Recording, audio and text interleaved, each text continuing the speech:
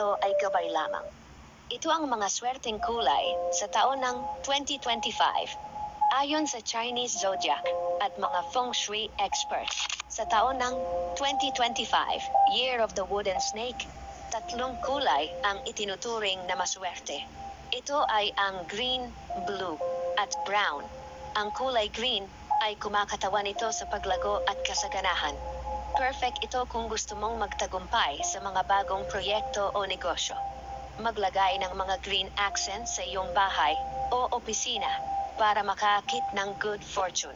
Ang kulay blue naman ay simbolo ito ng kalmado at harmony.